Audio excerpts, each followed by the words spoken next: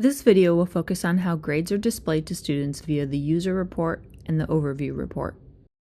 First of all, the default user report and overview reports look like this for students. The user report displays an itemized list of assignments for a specific course, while the overview report is more of a report card that shows all overall grades for all classes. So what if we want these grades to display a little differently? One option allows you to alter how the overall course grade displays. We will start by going to Gradebook Setup, under the Course Administration block on the left-hand side, then go to Course Grade Settings. You can see the default Moodle grade settings here. If any of your course settings differ, this could be a holdover from previous course imports.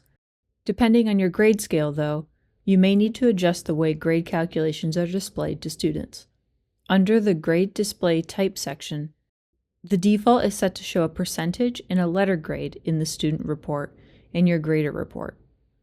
Clicking on this question mark further explains what the options mean. If your grading scale is a little unusual, choosing one of these other display types may help avoid displaying an inaccurate letter grade or percentage. If I change this to Real, the student report and instructor reports now only show how many points have been earned, but no percentage or letter. Please note, though, that student overview reports could be confusing to interpret if this default is changed.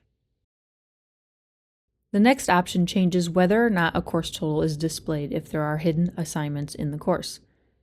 The Hide Totals if they contain hidden items option is present for both the overview report and the user report. So if you change it in one place, make sure to do so in the other area too. Both are set to show course grade totals excluding hidden items.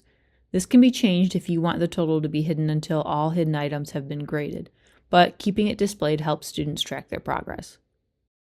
Keep in mind that any changes may negatively impact what students can see or how grades are calculated. Only make changes if there is a real reason that grade displays are creating confusion or issues, given your course's specific policies and practices.